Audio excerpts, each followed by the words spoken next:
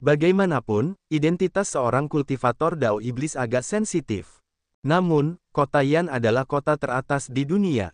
Bahkan bisa dikatakan sebagai pusat dari seluruh alam seribu besar. Meskipun dinasti Tianwu dan dinasti Shenwu lebih kuat, sekte asal semesta dan tanah suci surga mendalam mengendalikan mereka, jadi mereka tidak seterbuka dinasti Yanwu. Tidak akan terlalu mengejutkan untuk bertemu dengan kultivator Dao Iblis di kota Yan. Kultivator Dao Iblis berpartisipasi dalam setiap perlombaan suksesi. Ini adalah rahasia umum. Sebenarnya, Xiao Chen adalah setengah kultivator Dao Iblis, jadi akan sulit baginya untuk mengejar masalah ini. Dinasti Yanwu juga menutup mata terhadap masalah ini. Bagaimanapun, para kultivator Dao Iblis ini tidak akan berani menimbulkan masalah. Para kultivator Dao Iblis memahami batasan mereka dan tidak akan bertindak berlebihan. Namun, babak ini tampak agak luar biasa. Karena istana abadi ethereal mungkin muncul selama perlombaan suksesi ini, itu menarik perhatian banyak faksi Dao Iblis. Hampir semua 8 faksi super muncul. Jumlah kultivator Dao Iblis di sini jauh melampaui jumlah ras suksesi sebelumnya. Selain menargetkan Aula Dao Iblis dan Aula Dewa Dunia Bawah, kata-kata Kaisar Yan juga mengandung beberapa makna tersembunyi, peringatan bagi faksi super lainnya. Pada akhirnya, tempat ini adalah dinasti Yanwu. Orang-orang itu mungkin memiliki latar belakang yang kuat dan tidak boleh tersinggung. Namun, mereka juga tidak boleh berlebihan, berpikir bahwa Kaisar Yan tidak menyadari mereka. Di salah satu panggung kerajaan, Xiao Chen berkata, "Pangeran ke-9, sepertinya Anda khawatir tanpa alasan." Beberapa keraguan melintas di mata Wang Yan. Setelah berpikir sejenak, dia berkata, "Saya pikir ayah kerajaan saya tidak mengetahuinya. Sepertinya dia mengendalikan masalah kakak pertama yang berkolusi dengan dinasti iblis. Namun, mengapa? Pihak lain adalah dinasti Suewu, musuh besar kita." Sarjana buku surgawi menjelaskan, "Yang mulia, masalah ini melibatkan kemunculan istana abadi ethereal, karenanya juga satu-satunya alat jiwa kelas transenden di dunia. Jika Kaisar Yan mengusir semua orang dari Aula Dao Iblis dan Aula Dewa Dunia Bawah, mereka tidak akan membiarkan masalah ini begitu saja. Coba pikirkan, apa yang akan terjadi kemudian." Wang Yan tidak bodoh, dia dengan cepat memahami apa yang dikatakan sarjana buku surgawi. Jika itu terjadi, perlombaan suksesi mungkin tidak dapat dilanjutkan. Para ahli dewa palsu dari Aula Dewa Dunia Bawah dan Aula Dao Iblis mungkin secara pribadi menyerbu dan menyerang makam Kaisar Yan kuno. Faksi super lainnya akan mengambil keuntungan, mengaduk air keruh. Itu bahkan mungkin membahayakan seluruh fondasi dinasti Yanwu. Sarjana kitab surgawi mengangguk dan berkata, "Benar sekali. Oleh karena itu, lebih baik dia mengikuti arus daripada menghalangi mereka. Situasi saat ini sebenarnya yang terbaik." Xiao Chen merasa kagum dengan keberanian dan pengetahuan Kaisar Yan yang luar biasa. Pangeran ke-9 masih terlalu muda. Karena dia sering melawan musuh eksternal di perbatasan, dunia baginya hanya hitam atau putih. Masalah hari ini mengajarinya sesuatu tentang memerintah. Setelah berbicara, Kaisar Yan tetap melayang di udara dan mengumumkan dengan keras, "Persaingan untuk mendapatkan tempat dimulai sekarang. Tarik pedang kalian." Tepat setelah berbicara, Kaisar Yan menghilang. Dentang. Dentang terdengar dari panggung kerajaan. Itu adalah suara pedang yang ditarik.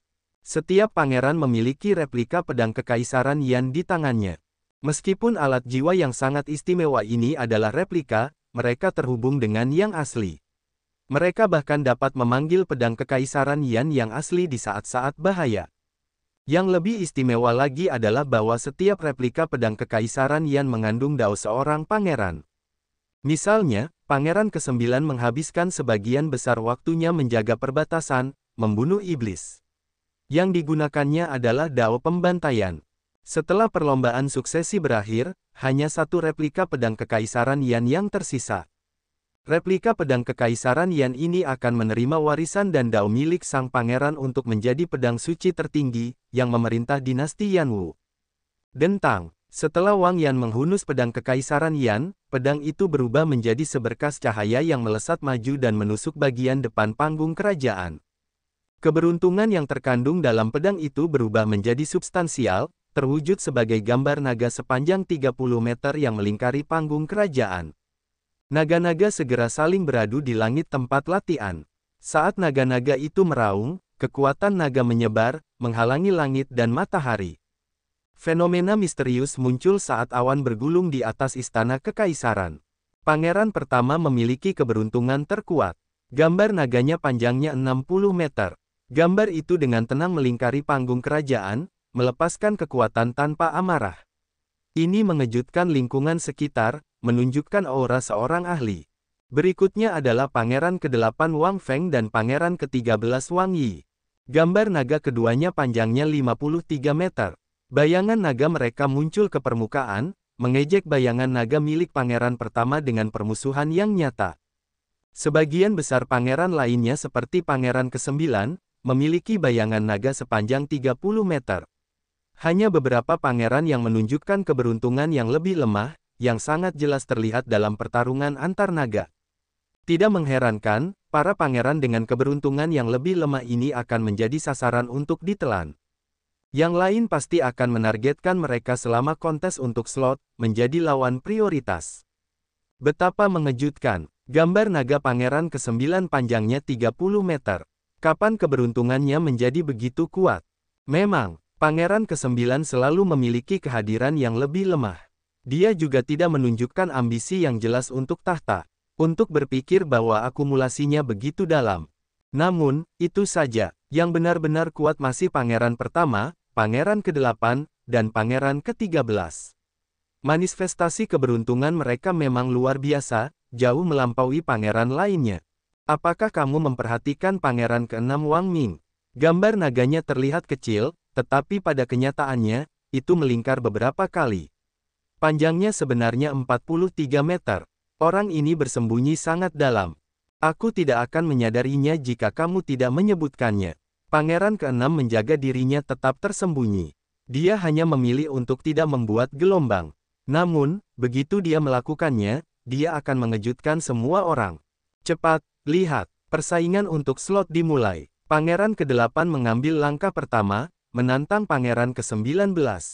Berbagai kekuatan di istana di awan, yang awalnya memperhatikan Pangeran ke-6 Wang Ming, menoleh untuk melihat. Pangeran ke-8 Wang Feng memimpin dan mengirim tamunya terlebih dahulu, menantang Pangeran ke-19. Gambar naga Pangeran ke-19 hanya sepanjang 26 meter. Jelas, dia tidak bisa mengirim tamu yang kuat. Setelah tersenyum pahit, Pangeran ke-19 berkata tanpa daya, aku tidak punya niat untuk bertarung menjadi putra mahkota. Aku hanya ingin mencoba keberuntunganku di makam Kaisar Yan kuno. Meski begitu, dia tidak membiarkanku pergi.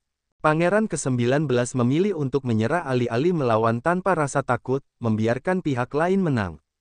Jadi, Pangeran ke-19 kehilangan satu slot. Bukannya dia tidak ingin bertarung, dia ingin mempertahankan tamunya yang kuat untuk melawan pangeran lainnya. Karena dia jelas tidak bisa mengalahkan Pangeran ke-8 yang kuat, tidak perlu ada upaya yang sia-sia. Pangeran ke-8 memulai dengan kemenangan, mendapatkan satu slot. Hal ini memicu persaingan untuk memperebutkan tempat. Pertarungan yang agak berantakan terjadi di arena di lapangan latihan pada saat yang sama. Setiap panggung kerajaan memiliki arena di depannya. Seorang penantang harus melompat ke arena dan mengibarkan panji pangeran mereka. Aturannya jelas. Senior Feng, haruskah kita mengambil inisiatif untuk bertempur atau menunggu orang lain menantang kita? Wang Yan bertanya kepada Senior Feng, yang tertua di antara tamunya. Senior Feng adalah seorang ahli militer dengan kultivasi yang mendalam dan pengalaman yang kaya. Senior Feng melihat sekeliling dan menjawab setelah berpikir sejenak, akumulasi kekuatan kita sedikit lebih lemah. Sebaiknya jangan mengambil inisiatif untuk menunjukkan kekuatan kita, tunggu saja orang lain menantang kita. Senior Haokai, bagaimana menurutmu? Wang Yan melihat sekeliling dan menatap Haokai dari Kekaisaran Gagak Emas. Kultivasi Haokai mirip dengan Senior Feng, Kaisar Penguasa Kesempurnaan Agung 5 Vena. Dia juga memiliki garis keturunan Gagak Emas. Tanpa mempertimbangkan pengalaman, dia mungkin lebih kuat dari Senior Feng. Saya tidak keberatan. Saya akan mendengarkan instruksi pangeran. Kemudian, Wang Yan meminta nasihat dari Xiao Chen dan Sarjana Buku Surgawi. Mereka berdua juga tidak ingin mengambil inisiatif untuk menantang orang lain, setuju dengan pendapat dua lainnya. Seseorang akan datang. Xiao Chen melihat ke atas dan melihat spanduk mendarat di arena di depan panggung kerajaan Pangeran ke-9. Saya Duanmu Huang Hun. Atas perintah Pangeran ke-14, saya di sini untuk menantang Pangeran ke-9 untuk memperebutkan posisi. Seorang pria parubaya yang mengenakan pakaian bersulam mendekat. Ketika dia berbicara, dia tidak menunjukkan ketajamannya. Namun, dia adalah kaisar penguasa kesempurnaan agung 4 Vena. Wang Yan tersenyum dan berkata, jadi, dia adalah seorang ahli dari klan Duanmu. Siapa yang ingin menghadapi tantangan itu? Biarkan aku pergi. Xiao Su melangkah maju dan meminta untuk menerima tantangan itu. Aku juga bersedia mengalahkan orang ini atas nama Pangeran ke-9. Pemuda lain di antara tamu Wang Yan melangkah maju. Dia memancarkan ketajaman dan rasa lapar pertempuran yang kuat. Orang ini adalah Jin Mingxiu, bakat luar biasa yang Wang Yan berinisiatif untuk merekrut menggunakan sumber daya paviliun hujan berkabut. Su Ye secara pribadi merekomendasikannya. Wang Yan tertawa pelan dan berkata, Mingxiu, tidak perlu terburu-buru. Karena Kapten Xiao mengajukan diri terlebih dahulu, biarkan Kapten Xiao melakukan pertempuran ini. Jin Mingxiu merasa agak tidak yakin. Namun, dia masih mundur dengan patuh. Wosh! Sosok Xiao Su melintas, dan dia mendarat dengan berat di arena. Kemudian, dia menatap pihak lain dengan tenang. Beberapa keraguan melintas di mata Duanmu Huang Hun, dia mengira Pangeran ke-9 akan mengirim senior Feng atau Hao Kai. Bahkan jika bukan keduanya, mungkin, Xiao Chen, yang namanya telah mengguncang ibu kota kekaisaran. Tanpa diduga, Pangeran ke-9 meremehkan Duanmu Huang Hun, hanya mengirim kaisar penguasa 3 Vena yang tidak disebutkan namanya. Sepertinya Pangeran ke-9 tidak bercita-cita menjadi putra mahkota. Kalau begitu, aku akan menerima posisi ini. Melihat bahwa lawannya bukanlah Xiao Chen, senior Xiao, atau Hao Kai, Duanmu Huang Hun tidak lagi bersikap pendiam dan pendiam, menjadi agak sombong. Xiao Su tersenyum. Senyum ini bagaikan gelombang mengerikan yang mengaduk lautan darah. Dia tampak berpengalaman dan berpengetahuan luas, kekuatannya membumbung tinggi tanpa memperlihatkan ketajaman. Tanda merah di dahi Xiao Su memancarkan cahaya yang menyilaukan. Ketika Xiao Su melambaikan tangan, spanduk perang darah merah muncul. Kemudian, dia menyerang ke depan dengan aura yang mengamuk dan haus darah, tanpa mengatakan apapun. Ini mengejutkan Duanmu Huang Hun. Tanpa diduga, orang tak dikenal ini memiliki tirani seperti itu. Ketika Duanmu Huang Hun terbangun, spanduk perang darah merah telah menyapu. Spanduk perang merah muncul seperti gelombang yang naik mendorong ke depan dengan energi yang tak ada habisnya. Duanmu Huang Hun melemparkan 3 serangan telapak tangan. Setiap serangan telapak tangan menyebarkan gelombang. Namun, gelombang berikutnya lebih kuat dari sebelumnya. Serangan spanduk perang darah merah melonjak maju tanpa henti. Di tangan Xiao Su, legenda Raja Bajak Laut Darah Merah muncul kembali. Setelah 10 gerakan, Xiao Su mendorong Duanmu Huang Hun ke tepi arena, tanpa tempat tersisa untuk mundur. Tepat saat Duanmu Huang Hun mengeluarkan alat jiwa hidupnya untuk melawan gelombang yang mengamuk itu, Xiao Su berteriak perang, dan lautan darah bergolak. Xiao Su berdiri di atas gelombang dengan panji perang tergulung ke atas, lalu menusukkannya ke bawah seperti tombak. Bang, bang, bang, cahaya yang dibentuk Duanmu Huang Hun dari energi dao besar hancur lapis demi lapis. Panji perang darah merah tampak menyapu segalanya tanpa perlawanan, menghancurkan pertahanan lawan. Aku mengaku kalah. Melihat aura mengamuk Xiao Su menekan hampir membuat Duanmu Huang Hun ngeri. Dia merasa bahwa jika dia melanjutkan, dia pasti akan kalah dan bahkan menderita luka parah, jadi dia mengaku kalah. Terima kasih telah bersikap lunak padaku. Xiao Su telah mengalahkan lawannya dalam 10 gerakan. Kemudian, dia mengumpulkan panji pangeran ke-14 sebelum kembali ke panggung kerajaan. Hebat, Wang Yan tampak senang saat dia memuji. Matanya dipenuhi dengan kegembiraan. Xiao Su membantu Pangeran ke-9 menunjukkan ketajaman dalam pertempuran ini, mencegah orang lain terus meremehkannya. Tampaknya hanya 10 gerakan sederhana. Namun, hanya Duanmu Huang Hun yang mengerti tekanan yang dihadapinya. Arena adalah dunia kecil, berisi ruang independen yang luas yang dapat mendukung pertempuran besar antara kaisar berdaulat. Sebelum Duanmu Huanghun dapat mengeluarkan kekuatan penuhnya, Xiao Su memaksanya untuk mengakui kekalahan. Namun, Duanmu Huanghun dengan sepenuh hati mengakui kekalahan tanpa mengeluh.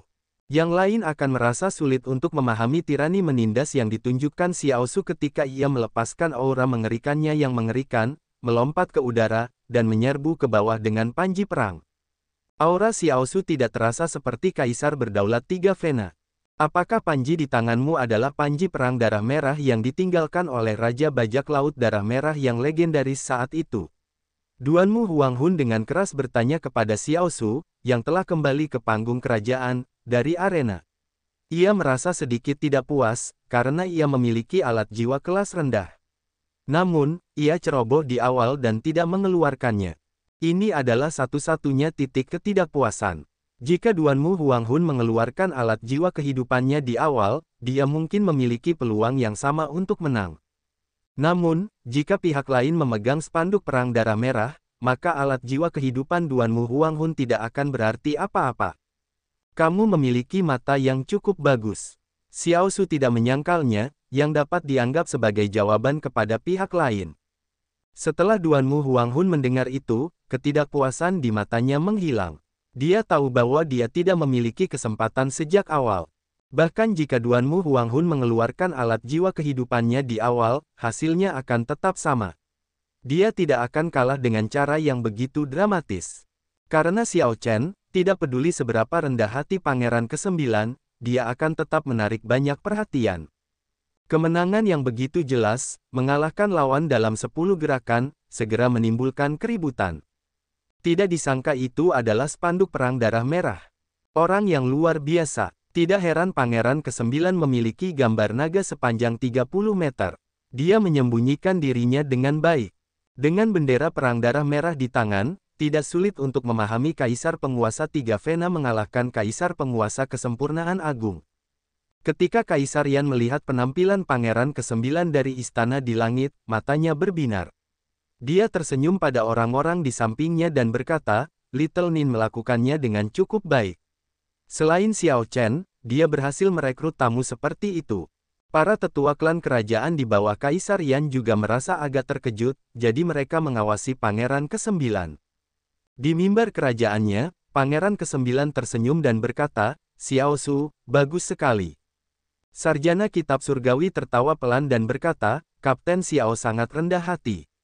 Tidak sembarang orang bisa membuat spanduk perang darah merah mengeluarkan cahaya. Sejauh yang aku tahu, setelah Raja Bajak Laut Darah Merah meninggal, setidaknya ada 3 tuan lainnya. Tidak seorang pun dari mereka yang bisa mengeluarkan efeknya yang menakjubkan, itu sama bagusnya dengan besi tua. Itulah sebabnya akhirnya hilang ditelan waktu. Para tamu di panggung kerajaan Pangeran ke-14 di kejauhan menunjukkan ekspresi agak kesal. Duanmu Huanghun kembali dengan kekalahan, itu berarti mereka kehilangan 1 slot. Salah satu dari mereka tidak akan bisa memasuki makam Kaisar Yan kuno.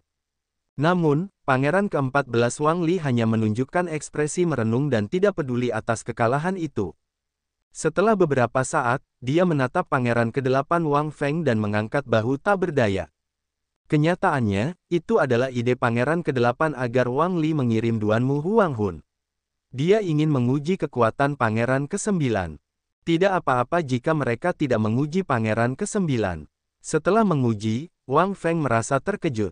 Little Nin, kau bersembunyi sangat dalam, Wang Feng bergumam pada dirinya sendiri saat ia melihat ke arah panggung Pangeran ke-9. Aku harus tetap waspada terhadap Little Nin setelah kita memasuki makam Kaisar Yan kuno, aku tidak bisa meremehkannya. Pangeran ke-8, haruskah aku mengirim seseorang untuk membantumu menekan momentum Pangeran ke-9? Putra suci surga mendalam Wenren Yu bertanya dengan lembut sambil tersenyum tipis. 2 orang yang mengapit Wenren Yu tidak lain adalah murid terkuat tanah suci surga mendalam, Gu Yuhan dan Mu Yunzu. Sekarang, keduanya luar biasa, telah mencapai kesuksesan. Kekuatan mereka telah meningkat secara signifikan. Setelah beberapa saat, Wang Feng berkata dengan tenang, tidak perlu. Kita belum mencapai titik berselisih satu sama lain. Lebih baik tidak menyinggung perasaannya jika memungkinkan. Hei! Wang Feng berbalik di tengah jalan, melihat ke arah pangeran pertama Wang Fei.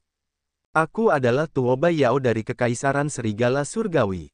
Atas perintah dari pangeran ke-13, aku di sini untuk menantang pangeran pertama untuk memperebutkan posisi. Di sebuah arena, seorang talenta luar biasa dari Kekaisaran Serigala Surgawi, salah satu dari 8 kekaisaran besar, mengangkat sebuah spanduk dan mengarahkannya ke Wang Fei. Tepat setelah Tuo Bai Yao berbicara, seluruh lapangan latihan terdiam sesaat. Hampir semua orang menoleh. Wang Feng tersenyum dan berkata, Little 13 benar-benar berani. Namun, bagus juga dia menguji kakak pertama. Aku ingin tahu kartu truf apa yang dimiliki kakak pertama, atau apakah dia hanya mengandalkan ketenaran kosong. Meskipun pangeran pertama menunjukkan keberuntungan yang kuat, dia tetap menarik diri dan diam. Sejak dimulainya kompetisi memperebutkan tempat, pangeran pertama tidak mengambil inisiatif untuk bertarung. Tidak ada yang berani mengambil inisiatif untuk menantangnya. Namun, seseorang akhirnya tidak sabar lagi untuk bergerak melawan pangeran pertama. Tuo Bai Yao memiliki rambut ungu, kulit gelap, dan tubuh kekar. Dia memancarkan keganasan serigala dan memiliki kilatan listrik yang redup di matanya. Saat dia tersenyum, dia tampak sangat liar. Wang Fei menunjukkan ekspresi cemberut saat dia mencengkeram sandaran tangan dengan erat. Dia berkata dengan dingin, mereka mencoba memanfaatkan kelemahanku. Zuo Yu. Pria bermata jahat yang tersembunyi dalam bayangan di belakang Wang Fei menasihati dengan tenang, Pangeran pertama, jangan marah. Kita tidak membutuhkan Komandan Zuo untuk berurusan dengan badut yang menari seperti itu. Siapa yang bersedia membantu Pangeran pertama untuk mendapatkan kembali gengsi? Seseorang yang diselimuti darah dan bayangan dan berpakaian hitam melangkah maju. Orang ini menatap Ming Xuan, tampak meminta pendapat Ming Xuan. Ming Xuan mengangguk sedikit, tidak mengatakan apapun. Tuan Xi, biarkan aku melakukannya. Oh, jika Tuan Gong bersedia bergerak, maka kemenangan sudah pasti, kata pria misterius bermata jahat dan berpakaian hitam itu sambil tertawa pelan. Dia tampak sangat tertarik pada pria misterius yang diselimuti darah dan bayangan ini. Wosh! Sosok Tuan Gong melesat, dan dia mendarat di arena. Kemudian, dia menatap Tuo Bai Yao dan berkata, aku akan menjadi lawanmu di ronde ini. Tuo Bai Yao sedikit mengernyit. Dia bertanya dengan dingin, bertingkah misterius, siapa kamu? Suara Tuan Gong terdengar agak serak saat dia menjawab dengan acuh tak acuh, orang yang akan mengalahkanmu. Boom! Tanaman merambat penghisap darah yang tak terhitung jumlahnya keluar dari tanah, tampak seperti ular berbisa saat mereka terbang ke udara dan meninggalkan bayangan merah tua. Kemudian, mereka menyerang Tuo Bai Yao. Kecepatan tanaman merambat penghisap darah itu mencengangkan. Yang lebih mengerikan adalah bahwa setiap tanaman merambat penghisap darah tampak hidup. Mereka membuat gerakan rumit setiap saat, menutupi seluruh dunia kecil arena yang luas dengan tanaman merambat hanya dalam beberapa saat. Ini sudah tampak seperti domain khusus yang mirip dengan dunia kecil. Ketika semua orang melihat ini, beberapa kengerian melintas di mata mereka. Biasanya, domain khusus seperti itu akan ditemukan dengan binatang buas yang kuat, jarang dengan para pembudidaya. Segera, sepertinya tanaman merambat penghisap darah akan membentuk penghalang, menyegel tempat itu dari dunia. Pandangan aneh melintas di mata Tuo Bai Yao. Dia berkata dengan cemberut, trik remeh. Aku akan mengalahkanmu dalam satu gerakan. Cahaya keemasan melintas di mata Tuo Bai Yao saat dia mengaktifkan garis keturunan Grid Desolate Eon-nya. Aura Kaisar Penguasa Tiga Vena Tuo Bai Yao melonjak liar. Ketika dia melolong, awan petir bergejolak, langsung memancarkan dynamite yang mengejutkan. Dengan dukungan garis keturunan Grid Desolate Eon, Thunder Dao Domain milik Tuo Bai Yao mencapai puncak lapisan kelima. Tuo Bai Yao melepaskan cahaya listrik dari seluruh tubuhnya. Garis keturunan Grid Desolate Eon-nya tampak luar biasa, saat dia mengaktifkannya, kekuatannya tampak lebih kuat dari Kaisar Penguasa Empat Vena. Kamu terlalu tidak berpengalaman untuk bermain dengan petir di hadapanku. Tuan Gong tertawa dingin. Kemudian, cahaya listrik merah tiba-tiba keluar dari tubuhnya. Tanaman merambat penghisap darah yang tersebar semuanya bersinar dengan cahaya listrik seperti api darah. Cahaya listrik merah aneh ini langsung menekan Thunder Dao Domain lapisan kelima milik Tuo Bai Yao yang sebelumnya tampak tidak dapat diblokir.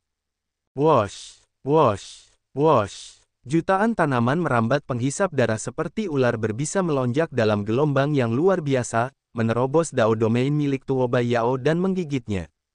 Ah! Teriakan menyedihkan terdengar di arena. Tuo Bai Yao jatuh berlutut, menjerit memilukan yang membuat semua orang merinding. Xiao Chen menunjukkan ekspresi serius, melihat sesuatu yang lebih mengerikan. Tanaman merambat penghisap darah ini tampaknya sedang menyedot kekuatan garis keturunan Tuo Bai Yao.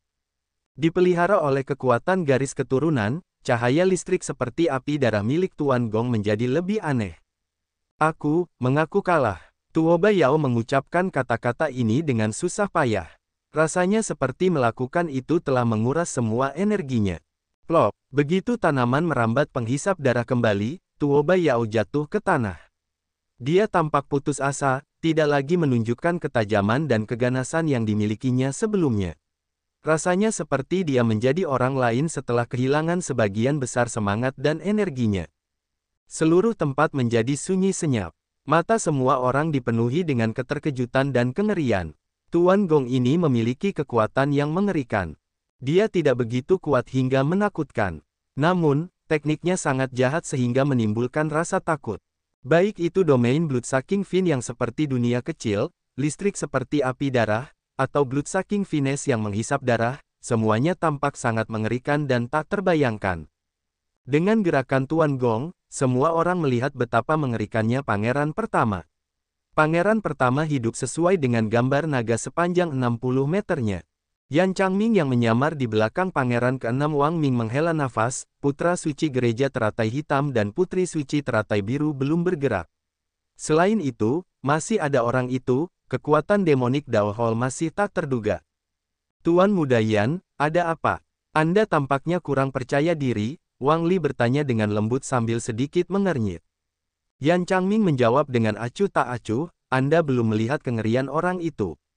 Tuan Gong ini mengilhami kengerian, tetapi orang itu mengilhami keputusasaan. Ketika pangeran ke-6 Wang Ming mendengar itu, dia merasa sedikit terkejut. Kamu juga merasa putus asa? Sebelum Yan Changming bisa menjawab, Zhen Yuan berkata dengan lembut, Pangeran ke-6, tidak perlu khawatir. Yang terkuat belum tentu menjadi pemenang di makam Kaisar Yan kuno. Ada banyak variabel di sana, tidak ada yang bisa memprediksi akhir. Kalau tidak, kita tidak akan ikut dalam perjalanan ini. Ada hal lain yang tidak dikatakan Zhen Yuan, jika orang itu mengilhami keputusasaan, Yan Changming adalah keputusasaan itu sendiri. Wang Ming menunjukkan ekspresi berpikir yang dalam. Kemudian, dia berkata dengan acuh tak acuh, saya harap itu berjalan seperti yang Anda katakan. Tuan Gong menyebabkan keributan besar. Pertarungan di arena lain tampak agak membosankan jika dibandingkan.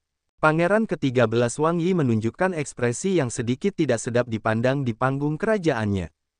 Ini adalah kekuatan dari bakat luar biasa Kekaisaran Serigala Surgawi. Semua tamu Kekaisaran Serigala Surgawi menunjukkan ekspresi malu. Tidak seorang pun berani berbicara untuk sementara waktu. Si Kongsu berkata dengan acuh tak acuh, Pangeran ke-13, jangan cemas. Setidaknya kita berhasil menyelidiki situasi pangeran pertama yang sebenarnya. Dia tidak kehilangan banyak dari akumulasinya karena pernikahan yang gagal. Ini mungkin hal yang baik bagi kita. Sebuah kilatan melintas di mata Wang Yi. Kemudian, dia tersenyum setelah beberapa saat. Itu benar, kurasa kakak ke-8 sedang merasa sedih sekarang. Saat Wang Yi berbicara, dia merasakan tatapan padanya. Ketika dia menoleh, dia melihat bahwa itu adalah pangeran ke-8 Wang Feng. Ketika kedua pangeran itu saling menatap, mereka mencapai pemahaman yang sama, berkomunikasi hanya dengan mata mereka. Sebelum pangeran pertama dikalahkan, keduanya tidak akan saling menyerang, mencapai aliansi sederhana. Semua ini terjadi tanpa kata-kata. Di panggung kerajaan pangeran ke-9, Wang Yan bertanya, apa pendapat semua orang? Senior Feng mendesah pelan, tidak terduga. Orang tua ini merasakan beberapa aura yang mengilhami teror dalam diriku dari panggung kerajaan pangeran pertama. Aku dapat mengatakan bahwa pria yang diselimuti darah dan bayangan bukanlah tamu terkuat pangeran pertama. Hao Kai dari Kekaisaran Gagak Emas berkata, saya juga merasakan hal yang sama. Yang lain mengungkapkan pandangan yang sama, merasa agak khawatir tentang kekuatan yang ditunjukkan pangeran pertama. Tuan Xiao, bagaimana dengan Anda? Saya, Xiao Chen tampak seperti terbangun dari mimpi. Setelah terdiam sejenak, dia berkata, kita akan mengikuti takdir saja. Sekarang setelah dia menunjukkan ketajamannya, yang paling khawatir bukanlah kita tetapi Pangeran ke-8 dan Pangeran ke-13. Ini benar-benar hal yang baik bagi kita. Sarjana buku surgawi mengangguk dan berkata, itu benar. Kekuatan kita tidak sesederhana yang terlihat di permukaan. Persaingan untuk memperebutkan slot berlangsung dengan tertib.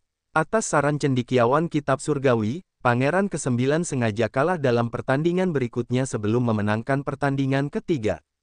Oleh karena itu, persaingan untuk memperebutkan slot berakhir. Beberapa orang bersuka cita, dan beberapa orang berduka. Para pangeran yang lemah kehilangan keberuntungan yang signifikan, dan para pangeran yang kuat memperoleh lebih banyak keberuntungan pada pedang kekaisaran Yan mereka. Yang kuat menjadi lebih kuat, dan yang lemah menjadi lebih lemah. Dentang, Wang Yan mengulurkan tangannya dan menyarungkan pedang kekaisaran Yan-nya ke sarungnya. Kemudian, gambar naga sepanjang 30 meternya berubah menjadi kilatan cahaya keemasan dan menghilang. Terima kasih banyak untuk semuanya kali ini. Kita akan segera memasuki makam Kaisar Yan kuno. Saya harap semua orang akan bekerja sama dan membantu saya. Kami pasti akan melakukan yang terbaik. Makam Kaisar Yan kuno akan segera dibuka. Kata-kata sederhana ini berfungsi sebagai pembicaraan penyemangat sebelum memulai perjalanan. Boom! Setelah beberapa saat, cahaya terang muncul di tempat latihan. Banyak platform mulai naik. Makam Kaisar Yan kuno sedang dibuka. Para pangeran, silakan pimpin tamu-tamu kalian ke dalam, ikuti perintah dari panggung kerajaan. Suara Kaisar Yan terdengar. Kemudian, pangeran pertama terbang ke udara bersama banyak tamunya dan memasuki pintu Dao. Itu adalah, Xiao Chen memiliki mata yang tajam. Dia sepertinya telah melihat sosok yang dikenalnya dipaksa masuk tanpa daya di antara banyak tamu pangeran pertama. Jiang He, jika Xiao Chen melihat dengan benar, sosok itu adalah Jiang He, yang sudah lama tidak dia lihat. Bagaimana mungkin Jiang He menjadi tamu pangeran pertama? Sebelum Xiao Chen sempat berpikir, giliran pangeran ke-9 tiba. Wosh, wosh, wosh. Ke-10 orang itu terbang ke udara dan memasuki pintu cahaya satu per satu. Cahaya dan bayangan berkelebat saat waktu dan ruang berputar. Ketika Xiao Chen membuka matanya lagi, dia mendapati dirinya berada di wilayah bersalju yang luas. Salju beterbangan, dan angin kencang menderu. Gelombang dingin datang dengan ganas, membuat orang menggigil. Tekanan tak terbatas yang tampaknya datang dari Great Desolate Aeon merasuki tempat itu, ada di mana-mana. Xiao Chen belum pernah merasakan aura kuno ini dengan begitu jelas sebelumnya. Ketika garis keturunan Azure Dragon milik Xiao Chen merasakan aura ini, aura itu menjadi sangat bersemangat di dalam tubuhnya, bersemangat untuk bergerak. Yang lebih menakjubkan adalah Xiao Chen tidak dapat mengendalikan 10,000 Dragon's Art, aura itu beredar secara otomatis. Gelombang melonjak di Divine Energy Si milik Xiao Chen, mewujudkan banyak gambar naga emas yang dengan liar menyerap aura Great Desolate Aeon. Perubahan aneh ini secara signifikan mengurangi tekanan pada Xiao Chen. Tidak ada seorang pun di sekitar Xiao Chen. Semua orang, jangan panik.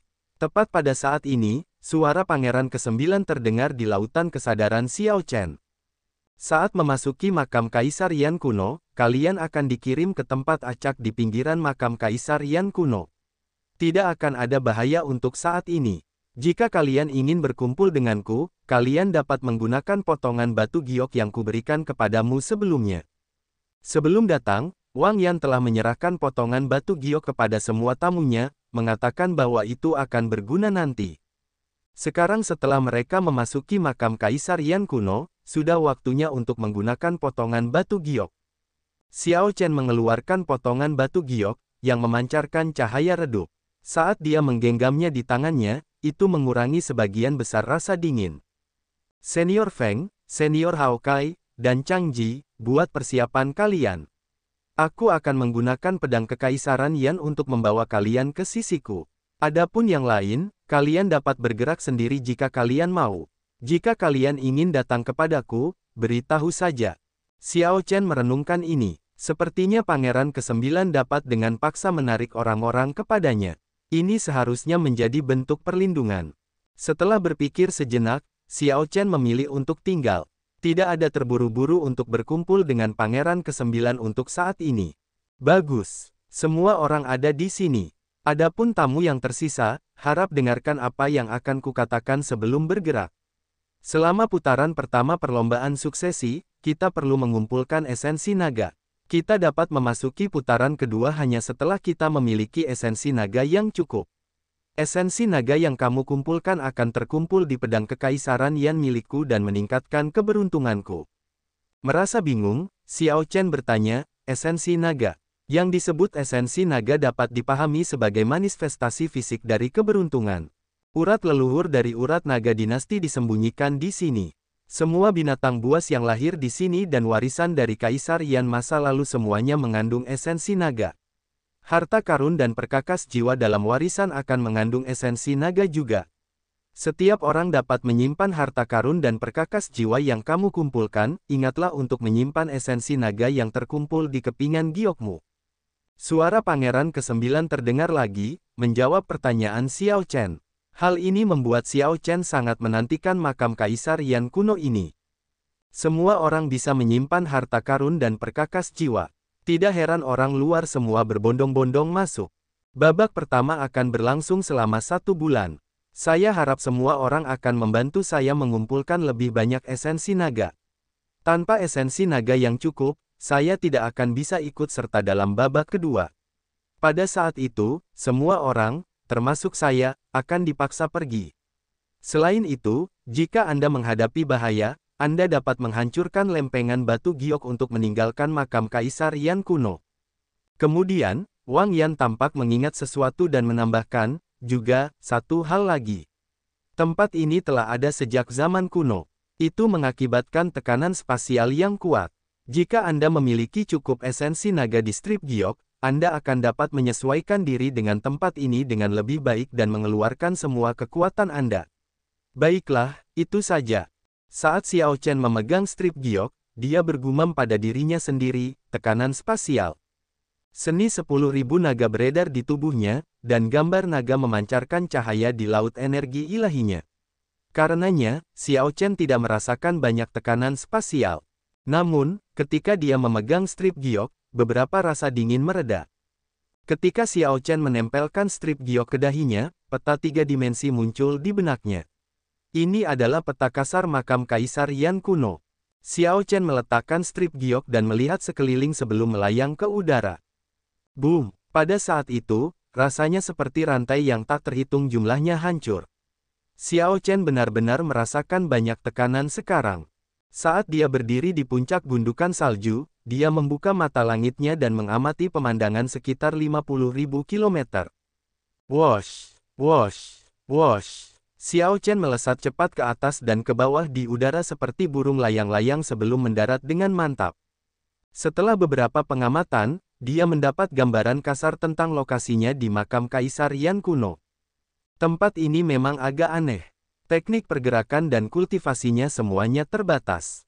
Bahkan jangkauan mata langitnya jauh lebih pendek. Menurut informasi di peta, aku seharusnya berada di dekat warisan yang ditinggalkan Kaisar Yan ke-500. Xiao Chen menganalisis dalam hatinya, Kaisar Yan ini agak istimewa. Dia sangat terampil dengan Ice Grid Dao, oleh karena itu salju tebal dan ki dingin selamanya memenuhi tanah warisan ini.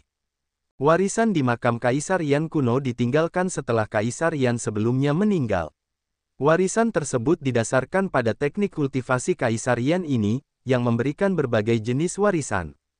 Karena warisan ini berada di pinggiran, seharusnya tidak memberiku banyak kejutan yang menyenangkan. Bagaimanapun, aku tidak boleh meminta terlalu banyak. Aku sudah cukup beruntung, memulai dari awal untuk mendapatkan warisan. Cahaya terang bersinar di mata Xiao Chen saat dia berkata, kalau begitu, aku harus memonopoli warisan ini. Seorang kaisar berdaulat dapat menempuh jarak sejauh itu dalam beberapa tarikan napas. Jika Xiao Chen mengirimkan energi jiwanya, ia seharusnya dapat menyapu seluruh wilayah bersalju dan mengamati semua gerakan di tempat ini. Namun, ini adalah makam Kaisar Yan kuno, dunia yang tidak berubah sejak zaman kuno. Aura dari Grid Desolate Aeon tidak pernah muncul sejelas ini di hadapan semua orang sebelumnya. Bahkan mata surgawi Xiao Chen, sebuah teknik ilahi, tetap terbatas pada 50.000 km. Ini menunjukkan betapa mengerikannya tekanan dari Grid Desolate Aeon. Untungnya, seni 10.000 naga milik Xiao Chen anehnya aktif di tempat ini. Tanpa perlu dia untuk mengendarainya, ia beredar secara otomatis, dengan rakus menyerap aura Grid Desolate Aeon di tempat ini. Seni 10.000 naga sepertinya dapat menembus batas lapisan kedua kapan saja. Tempat ini adalah tanah harta karun bagi para kultivator dengan garis keturunan Grid Desolate Aeon, gumam Xiao Chen pada dirinya sendiri sambil berpikir keras. Efek dari fenomena ini padanya, yang memiliki seni 10.000 naga, tidak perlu dikatakan lagi. Pada titik ini, tekanan yang dihadapi Xiao Chen hanya membuat gerakannya tidak nyaman. Terburu-buru seperti ini menguras banyak tenaga, desah Xiao Chen sambil menahan salju di sekitarnya. Dinginnya terlalu kuat, membuat salju yang terkumpul tidak mencair. Dingin yang terkandung dalam salju bahkan bisa disebut racun dingin. Racun dingin ini tidak terlalu merusak tubuh kaisar berdaulat. Namun, harus sesekali menebarkan salju dari tubuh seseorang membutuhkan usaha. Selain itu, berlarian menguras energi ilahi. Ini membuat seseorang merasa agak tidak berdaya, seperti kaki seseorang terikat. Boom! Sebuah lampu merah menyala saat Xiao Chen memanggil burung nasar darah iblis. Garis keturunan burung nasar darah iblis telah mengalami pembalikan, dan sekarang menunjukkan beberapa karakteristik leluhurnya, burung Phoenix darah. Seberapa banyak kekuatanmu yang bisa kau keluarkan di makam Kaisar Yan kuno ini? Sekitar 80%. Sebagai binatang bermutasi yang membawa garis keturunan binatang buas Grid Desolate Aeon, burung nasar darah iblis menyesuaikan diri jauh lebih baik daripada manusia. Cukup, Xiao Chen dengan lembut mendorong tanah dan duduk di atas burung nasar darah iblis, menggunakannya sebagai alat transportasi di wilayah bersalju. Burung nasar darah iblis terbang dekat dengan tanah, tidak berani terbang terlalu tinggi. Pertama, ada tekanan spasial. Kedua, akan mudah menjadi sasaran jika terbang terlalu tinggi. Semua binatang buas di tempat ini mengandung esensi naga. Jika ada yang melihat binatang buas, mereka akan membunuhnya demi esensi naga. Salju tebal beterbangan, membuat seluruh tempat menjadi putih. Tidak mudah untuk menemukan warisan Kaisar Yan yang ahli dalam es dan salju ini. Untungnya, Xiao Chen mendapat bantuan dari burung nasar darah iblis, yang memungkinkannya untuk bersantai dan memejamkan mata untuk berkultivasi. Dia dapat mengerjakan dua hal pada saat yang sama, tidak menunda pencariannya untuk warisan. Tanda hubung tanda hubung tanda hubung. Pada saat yang sama, para pangeran lainnya terus memasuki makam Kaisar Yan kuno. Namun, orang-orang ini muncul di tempat yang berbeda. Bisa jadi hutan pinus biru kuno, dataran terpencil, atau gurun berbatu. Di gurun pasir kuning dengan angin kencang dan badai pasir liar. Setelah pangeran pertama Wang Fei mendarat, dia sedikit mengernyit. Tanpa berkata apa-apa, dia menghunus pedang kekaisaran Yan-nya. Pedang kekaisaran Yan melepaskan sinar terang di saat berikutnya, dengan gambar naga melingkar di sekitarnya. Wosh! Wosh! Wosh! Pria misterius, bermata jahat, berpakaian hitam, Kaisar berdaulat 6 Vena Zuoyu, kartu truf kuil leluhur kekaisaran, putra suci gereja teratai hitam, dan putri suci teratai biru muncul satu demi satu. Tamu-tamu pangeran pertama lainnya memilih untuk bergerak sendiri-sendiri untuk mencari warisan atau memburu binatang buas. Putra suci teratai hitam berkata dengan lembut, ini baru babak pertama. Sebenarnya, Yang Mulia tidak perlu menyia-nyiakan keberuntungan dan memanggil kami ke sini. Wang Fei berkata dengan acuh tak acuh, tentu saja, saya yakin bisa menyelesaikan babak pertama. Namun, saya memanggil kalian semua ke sini untuk masalah lain. Saya tahu tentang warisan kelas unggul dari Kaisar Yan sebelumnya. Saya memanggil kalian semua ke sini untuk memastikan tidak ada yang salah. Awalnya, tidak ada nilai untuk warisan yang ditinggalkan Kaisar Yan. Namun, berbagai generasi Kaisar Yan memiliki kekuatan yang berbeda-beda, meninggalkan warisan dengan nilai yang sesuai. Perlahan-lahan, generasi selanjutnya menambahkan sistem penilaian untuk membedakan manfaat dan nilai warisan. Kuil leluhur kekaisaran memahami makam Kaisar Yan kuno dengan sangat baik, sehingga dapat memberikan pangeran pertama informasi lebih lanjut. Warisan kelas superior adalah warisan yang sangat luar biasa, tentu saja, ini menarik minat Wang Fei. Oh, jadi itu alasannya. Kalau begitu, kalian semua pergi dan temani saudara Wang. Aku tidak akan ambil bagian dalam kegembiraan ini. Meskipun pria bermata jahat itu hanya memperlihatkan sisi kanan wajahnya dengan topeng setengah wajah yang hanya memperlihatkan matanya, pangeran pertama masih bisa melihat ekspresi tidak tertarik di wajahnya. Ini dihitung sebagai tanggapan terhadap Wang Fei. Pria bertopeng dan bermata jahat itu langsung pergi tanpa mengatakan apa-apa lagi. Berani sekali, Zuo Yu mengerutkan kening. Dengan tidak hormat seperti itu, dia merasa bahwa dia seharusnya membunuh pria bermata jahat itu. Putra suci gereja teratai hitam menasihati dengan lembut, "Yang mulia, jangan marah. Beginilah Tuan Si selama ini. Warisan apa yang berhasil membuat pangeran pertama begitu bersemangat? Putri suci teratai biru dan aku akan melakukan yang terbaik untuk membantu." Putri suci teratai biru tersenyum, menunjukkan citra yang menyegarkan. Dia menatap Wang Fei dan berkata, "Yang mulia, tolong pimpin jalannya." Wang Fei mencibir dalam hatinya tetapi tidak menunjukkannya di wajahnya. Dia tersenyum dan berkata, "Komandan Zuo, tidak perlu membuat masalah besar dari ini. Tuan Si adalah tamu terhormat yang aku undang. Tentu saja, tamu terhormat harus diperlakukan berbeda dari yang lain." Tanda hubung tanda hubung tanda hubung. Banyak tamu pangeran dengan cepat mulai bergerak di pinggiran makam Kaisar Yan kuno. Pangeran keempat Wang Yun menghunus pedang kekaisaran Yan-nya di hutan pinus biru kuno, memanggil beberapa tamu pentingnya ke sisinya. Salah satu tamu ini mengenakan tudung, menutupi dirinya dengan erat. Ini adalah Yuan Zhen dari kuil roh tersembunyi. Wang Yun menatap Yuan Zhen dan berkata dengan nada hormat, "Tuan Yuan, apa yang harus kita lakukan?" Pangeran lainnya harus fokus mencari warisan. Namun, pangeran keempat, akumulasi dan kekuatanmu relatif lebih lemah, jadi sebaiknya kau tidak bertarung dengan yang lain. Jika kau menderita banyak korban, kerugiannya tidak akan sepadan. Kita akan bekerja lebih keras dan fokus membunuh binatang buas untuk mengumpulkan esensi naga. Kemudian, kita akan membuat rencana lebih lanjut setelah menyelesaikan babak ini. Suara serak terdengar dari kap mesin, membuat yang lain merasa tidak nyaman. Tamu-tamu lainnya tampak agak kesal.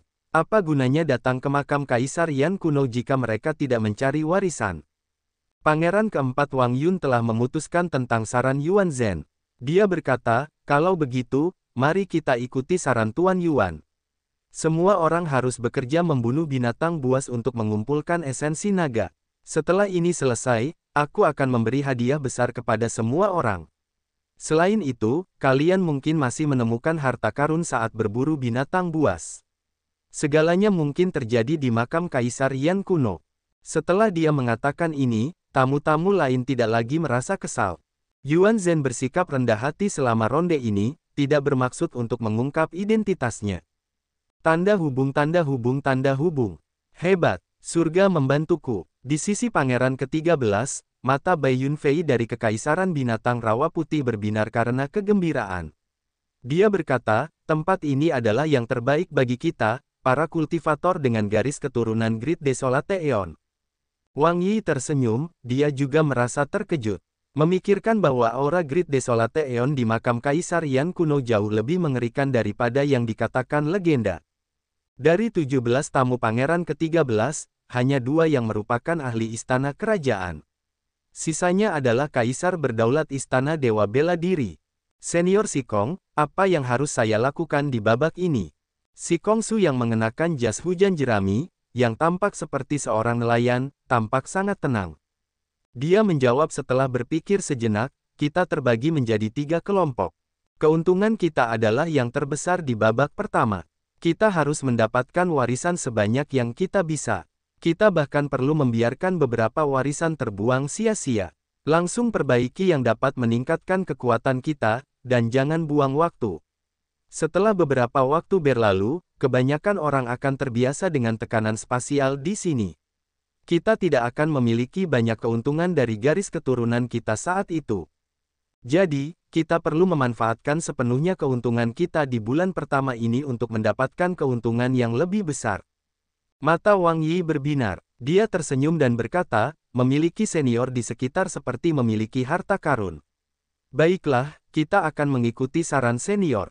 Selama ronde ini, kita akan terbagi menjadi 3 kelompok dan memperoleh warisan sebanyak mungkin. Semua orang tahu bahwa kecuali seseorang memburu binatang buas dengan kekuatan yang sangat mengerikan, akan sulit untuk mengumpulkan esensi naga yang cukup. Memburu binatang buas yang kuat adalah pekerjaan yang sulit dengan sedikit hasil. Jelas, ada banyak manfaat untuk mencari warisan, yang menguntungkan semua orang. Selain beberapa pangeran khusus, pangeran lainnya bekerja dengan tamu mereka untuk menemukan warisan. Tanda hubung tanda hubung tanda hubung. Kembali ke tempat latihan Istana Kekaisaran, banyak patriark kuil leluhur kekaisaran di platform DAO bekerja sama. Layar cahaya besar muncul, berkedip-kedip dengan cahaya dan bayangan. Sosok banyak pangeran dan tamu mereka di makam Kaisar Yan kuno muncul. Makam Kaisar Yan kuno telah diubah berkali-kali sebelumnya. Setelah beberapa perubahan, kuil leluhur kekaisaran memperoleh pemahaman kasar tentang tempat itu, meskipun masih banyak tanah terlarang di sana. Jika para patriark kuil leluhur kekaisaran bersedia, mereka dapat melihat situasi berbagai tempat kapan saja. Namun, akan sulit bagi mereka untuk ikut campur. Pertunjukan akbar ini akhirnya dimulai. Tanda hubung tanda hubung tanda hubung. 3 hari berlalu di wilayah bersalju yang luas. Namun, burung nasar darah iblis gagal menemukan apapun. Xiao Chen, yang mengolah seni 10.000 naga dengan bersila di atas burung nasar darah iblis, membuka matanya. Angin dingin di malam hari membuatnya sulit untuk melihat apapun. Kehidupan sangat jarang di tempat ini. Ketika dia melihat ke atas, awan bergulung-gulung. Dia tidak bisa melihat matahari, bulan, bintang, atau langit, hanya salju yang luas. Mungkinkah warisan ini telah hancur? Xiao Chen merasa khawatir setelah tidak menemukan apapun selama 3 hari. Dugaannya mungkin saja. Bagaimanapun, tempat itu terletak di pinggiran makam Kaisar Yan kuno.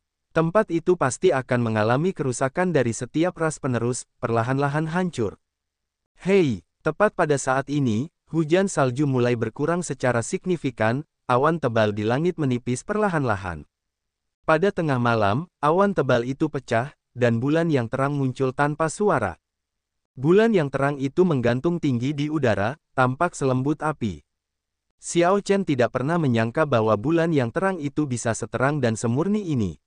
Badai salju yang tak berujung tampaknya telah membersihkan cahaya bulan yang terang itu. Masih ada sisa-sisa salju di langit yang turun.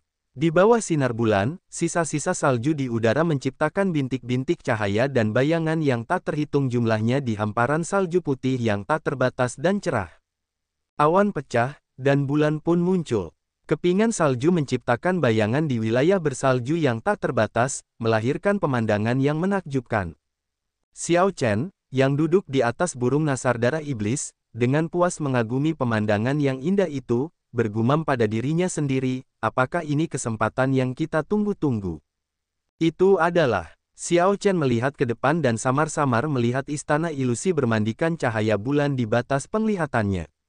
Tanpa berpikir panjang, dia membuat burung nasar darah iblis itu melesat maju dengan kecepatan penuh.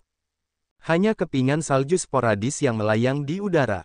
Cahaya bulan yang lembut menghangatkan hati seseorang seperti nyala api. Dinginnya melemah secara signifikan di malam hari. Daerah bersalju tanpa batas dengan kehidupan yang jarang tiba-tiba menunjukkan aura yang kacau.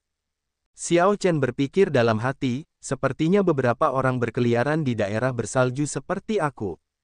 Tiba-tiba, 3 sosok muncul di sebelah kiri Xiao Chen, bertemu dengannya secara kebetulan. Xiao Chen mempertahankan ekspresi tenang sambil duduk di burung nasar darah iblis. 3 orang lainnya merasa sedikit tertegun, menjaga kewaspadaan mereka.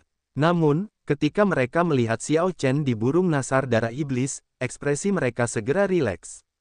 Xiao Chen, pria parubaya yang lebih tua, berpakaian abu-abu dari ketiganya tersenyum tipis. Kemudian, dia berkata dengan lembut, "Ku dengar kau menghancurkan pernikahan pangeran pertama. Terlebih lagi, kau pernah menghadapi 3 pangeran teratas di paviliun putri tersenyum sendirian. Ketiganya adalah tamu pangeran ke-10. Kekuatan pangeran ke-10 di bawah rata-rata, mirip dengan pangeran ke-9 di permukaan. Sepertinya rumor hanyalah rumor. Tidak peduli seberapa banyak keributan yang disebabkan oleh kaisar penguasa dua Vena, seberapa kuat dia. Pria berpakaian abu-abu itu awalnya waspada, berpikir bahwa dia bertemu dengan musuh yang kuat. Ketika dia melihat bahwa itu adalah Xiao Chen, ekspresinya menjadi rileks. Xiao Chen mendongak. Cahaya bulan perlahan-lahan semakin kuat. Istana kuno di depan menjadi lebih jelas di bawah cahaya bulan. Di balik eksteriornya yang putih menyembunyikan aura Ice Grid Dao. Tanpa perlu menebak, itu adalah tanah warisan.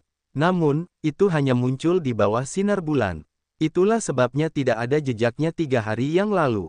Xiao Chen melihat bahwa pria berjubah abu-abu itu adalah kaisar penguasa 3 Vena puncak.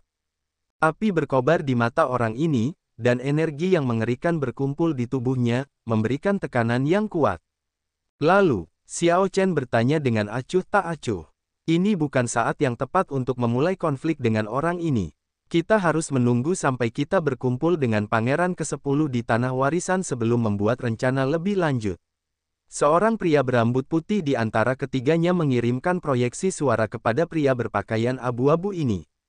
Pria berpakaian abu-abu itu tampak sedikit kecewa. Dia memiliki keinginan yang kuat untuk bertarung, ingin menginjak-injak Xiao Chen.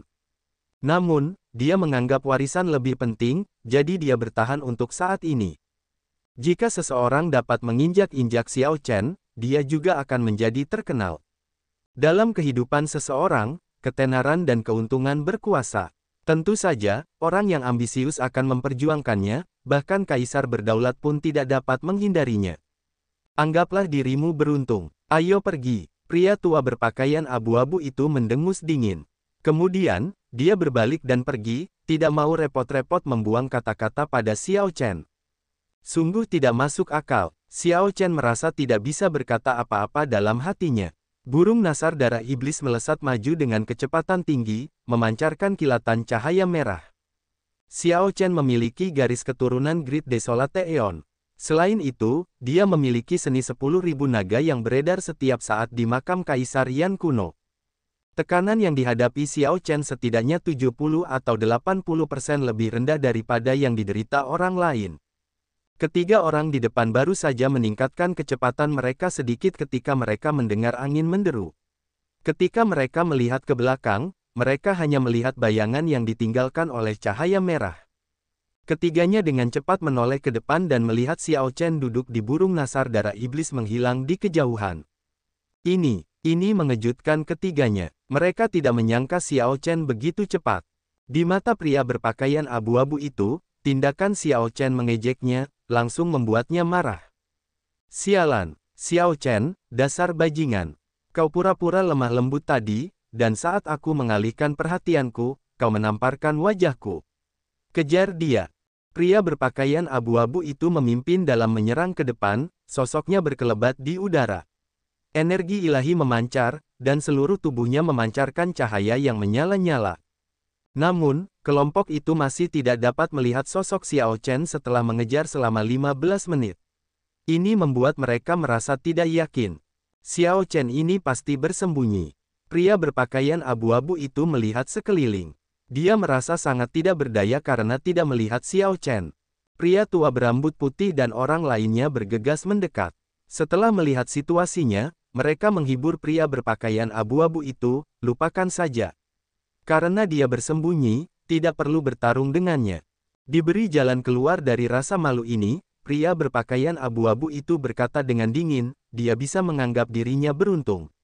Sebaiknya dia tidak bertemu denganku lagi. Tanda hubung tanda hubung tanda hubung. Di bawah sinar bulan, istana kuno itu tampak indah. Istana itu memancarkan cahaya redup, tampak seperti mimpi. Dua patung es berdiri di depan istana, menghalangi gerbang. Patung-patung es itu memancarkan aura kaisar penguasa 4 Vena. Mereka tampak terhubung dengan cahaya bulan, tampak menyatu dengannya. Tidak seorang pun berani bertindak gegabah saat melihat ini. Tidak jauh dari sana, seorang pangeran berpakaian rapi menampakkan ekspresi gembira saat dia melihat istana kuno itu. Tamu di sampingnya menasihati dengan lembut, "Pangeran ke-10, sebaiknya jangan bertindak gegabah sekarang. Tidak akan terlambat untuk masuk saat senior Rong bergabung dengan kita." Pangeran ke-10 mengangguk dan berkata, kedua patung es ini tampak agak aneh. Memang, kita tidak bisa bertindak gegabah. Selain aku, tamu-tamu pangeran lain di wilayah bersalju ini tersebar. Ketika senior Rong bergegas, warisan es ini pasti akan menjadi milikku. Wus! Tepat setelah pangeran ke-10 berbicara, angin menderu dari belakang. Keduanya menoleh untuk melihat ke belakang. Pangeran ke-10 berteriak, "Siapa itu?" Tidak ada yang menjawab, hanya kilatan cahaya merah menyala yang menyerbu, bergerak begitu cepat sehingga kedua patung es itu tidak bereaksi sama sekali. Kemudian, sinar cahaya merah berubah menjadi garis-garis tipis yang memasuki istana. Ah! Pangeran ke-10 kebetulan melihat pemandangan ini ketika dia berbalik ke depan. Ekspresinya segera berubah drastis saat dia menggeram, "Sialan! Siapa yang begitu berani untuk merebut warisan yang aku inginkan?" Sepertinya Pangeran ke-10 tidak bisa lagi menahan diri untuk tidak menyerbu. Ahli di sisinya menahannya dan memperingatkan, "Pangeran, jangan gegabah, kedua patung es itu bukan hanya patung biasa." Wosh! Mata kedua patung es itu berbinar-binar dengan cahaya terang saat mereka merasakan kehadiran Pangeran ke-10. Dua niat dingin menekan, menakuti Pangeran ke-10 hingga mundur. Tanda hubung, tanda hubung, tanda hubung. Di dalam istana, Xiao Chen tetap duduk di punggung burung nasar darah iblis. Dengan mata dingin, dia mengamati patung-patung es yang hidup di sekitarnya. Kemudian, dia melompat ke udara dan turun. Begitu Xiao Chen mendarat, dia mengaktifkan armor naga paduan, auranya berubah secara signifikan. Dia sekarang memancarkan ketajaman dari wajahnya saat motif naga berkilauan dengan cahaya listrik di armor peraknya. Xiao Chen mengulurkan tangan untuk meraih gagang di atas bahunya. Ketika sekelompok patung es bergegas mendekat, dia menghunus pedangnya. Boom! Segera, satu orang dan satu burung nasar menyerbu ke depan di istana kuno ini, bergerak tanpa rasa takut. Xiao Chen menyapu semuanya saat dia bergegas melewati tempat itu, tidak berhenti sama sekali. Dia melihat harta karun berharga dimanapun dia lewat. Namun, dia hanya meliriknya sebelum mengalihkan pandangan. Setelah 1 jam, Xiao Chen tiba di aula inti istana es. Di sana, dia akhirnya berhenti. Banyak harta karun yang dikaitkan dengan es dipajang dengan santai di dinding sekitarnya. Harta karun alami memenuhi tempat itu. Ini hanyalah harta karun impian seorang kultivator yang dikaitkan dengan es. Semua yang diinginkan dapat ditemukan di sini. Namun, Xiao Chen tidak menunjukkan kegembiraan di wajahnya. Saat dia bergegas, dia sudah memendam beberapa kecurigaan. Ada begitu banyak perlombaan suksesi. Belum lagi warisan di pinggiran yang dikosongkan, harta karun yang begitu berharga seharusnya tidak tersisa setidaknya. Sepertinya keserakahanmu tidak mengalahkan akal sehatmu. Selamat, kamu lulus ujian. Wus! Atapnya berubah transparan. Xiao Chen bisa melihat bulan yang cerah saat dia mengangkat kepalanya.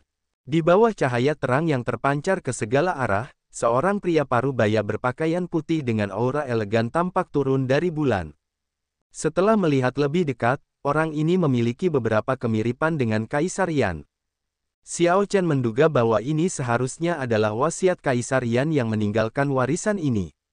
Apakah semua harta itu palsu? Tanya Xiao Chen. Kaisar Yan yang berpakaian putih tersenyum hangat. Salah, semuanya asli. Namun, hanya satu yang berisi warisan esku. Setiap orang yang masuk hanya memiliki satu kesempatan untuk memilih. Jika mereka salah memilih, mereka akan gagal mendapatkan harta dan dikeluarkan. Kemudian, warisanku juga akan ditutup, untuk menunggu dengan tenang pembukaan makam Kaisar Yan kuno berikutnya. Xiao Chen merenung, artinya, selama ribuan atau bahkan puluhan ribu tahun, tidak ada yang memilih barang itu, kan? Tanpa mengubah ekspresinya, dia kemudian bertanya, "Saya punya pertanyaan. Jika saya memilih harta karun tertinggi yang berisi warisan itu, apakah saya akan mendapatkan harta karun lainnya?" Kaisar Yan berpakaian putih tersenyum dan berkata, "Anda tampak sangat percaya diri. Namun, Anda tidak bisa. Jika Anda menemukan harta karun yang tepat, Anda akan memiliki dua pilihan. Satu adalah menerima warisan es yang saya tinggalkan. Yang lainnya adalah mengambil harta karun yang berisi esensi naga." Kekecewaan melintas di mata Xiao Chen. Kemudian, dia berkata, "Itu sangat disayangkan." Setelah Xiao Chen berbicara, dia langsung menuju ke sebuah barang. Ekspresi Kaisar Yan berpakaian putih segera berkedip saat keterkejutan yang intens melintas di matanya. Namun, ada juga kegembiraan yang telah ditekan selama ribuan tahun di tengah keterkejutan ini. Dia melihat bahwa Xiao Chen bahkan tidak repot-repot melihat banyak harta karun yang berharga. Xiao Chen hanya mengulurkan tangannya dan melambaikan tangan. Kemudian, mawar merah darah yang cerah dan indah muncul di tangannya. Kaisar Yan berpakaian putih bertanya dengan lembut, "Bagaimana Anda menebaknya?" "Saya pikir Anda setidaknya akan berpikir sebentar sebelum memutuskan." Jawabannya sudah diberikan sejak lama. Jika seseorang masih perlu berpikir setelah memasuki istana, dia tidak akan pernah menebaknya. Ketika Kaisar Yan yang berpakaian putih mendengar itu, dia tersenyum. Benar sekali, awan pecah, bulan muncul, dan bunga menghasilkan bayangan. Hanya mawar yang berwarna merah di salju. Xiao Chen dengan tenang mengutip kalimat berikutnya dari puisi itu tanpa ada perubahan ekspresi. "Mereka yang bukan belahan jiwaku, jangan masuk ke pintu ini." Hahaha, menyenangkan. Sungguh malang, andai saja kau hidup di masa yang sama denganku. Kalau begitu, aku tidak akan begitu kesepian. Kurasa aku juga bisa menebak pilihanmu. Kuharap pemahamanku akan berguna untukmu. Tanda hubung tanda hubung tanda hubung. Di luar istana kuno, kelompok pria berpakaian abu-abu akhirnya tiba, terengah-engah.